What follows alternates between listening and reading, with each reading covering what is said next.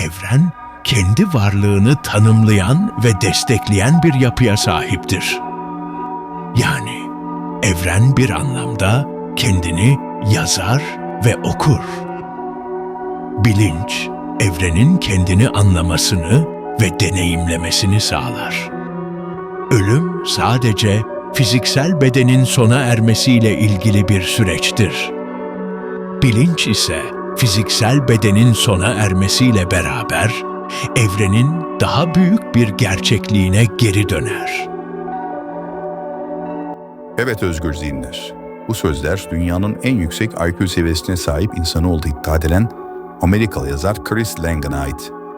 Kim bu adam diyenleriniz için önce Chris Langan'ı tanıyalım, sonrasında ortaya attığı GTMU yani evrenin bilişsel teorik modeli neymiş anlamaya çalışalım.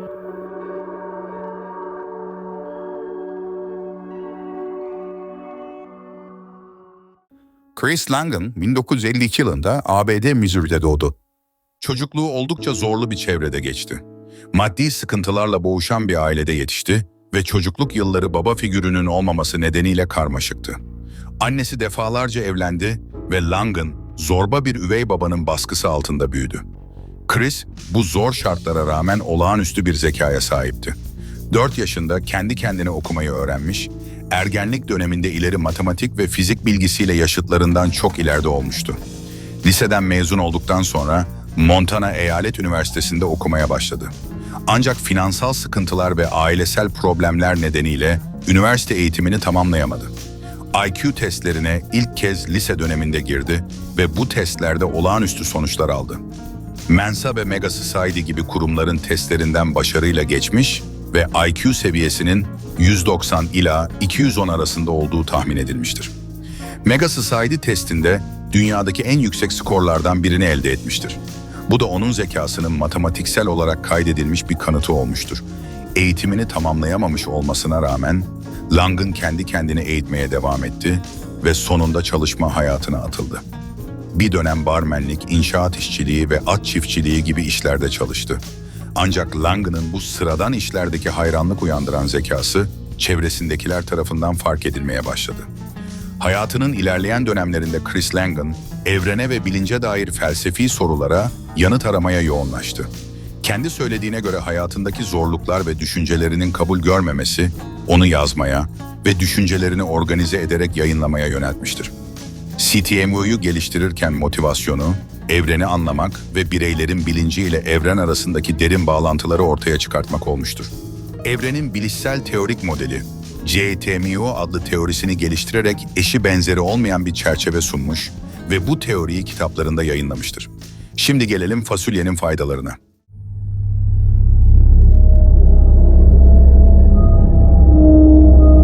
GTMU yani evrenin bilişsel teorik modeli, evrenin bir bilgisayar gibi işlediğini ve bilincin evrenin yapısal bir parçası olduğunu öne sürer.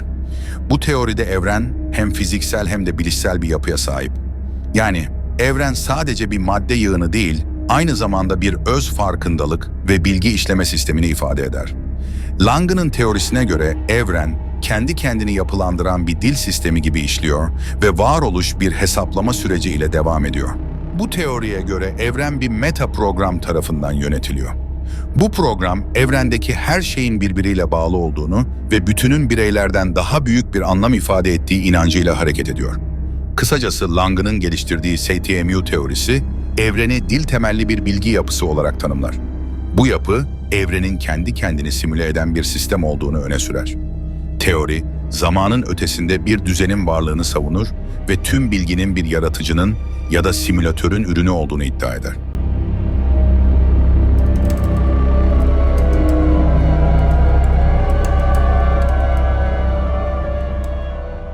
Ona göre ölüm sadece fiziksel bedenin sona ermesiyle ilgili bir süreçtir.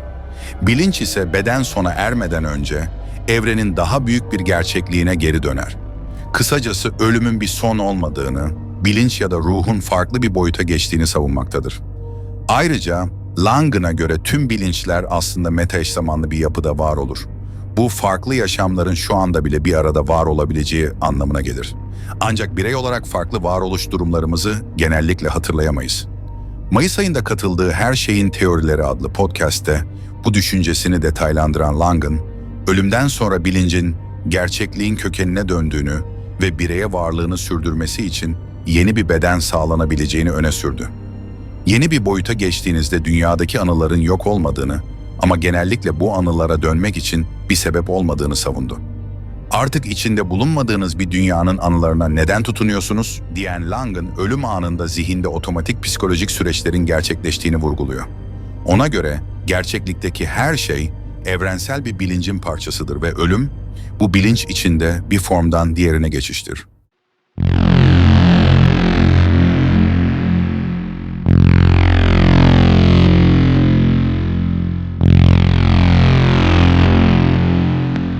Langen, bilincin ve evrenin ilişkisini anlamak için bilim ve felsefenin sınırlarını zorluyor.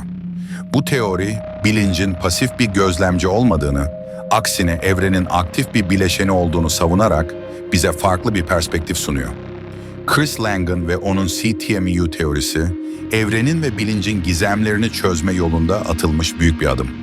Her ne kadar bu teori tartışmalara ve eleştirilere açık olsa da, bilime ve felsefeye kattığı yenilikçi bakış açısı nedeniyle oldukça ilgi çekici olduğu söylenebilir. Chris Langen, varoluş, bilinç ve ölüm gibi insanlık için en temel sorulara cesurca yanıt arayan bir düşünür. Ona göre ölüm bir son değil, bilinç ve gerçekliğin sonsuz yolculuğunda yeni bir başlangıç.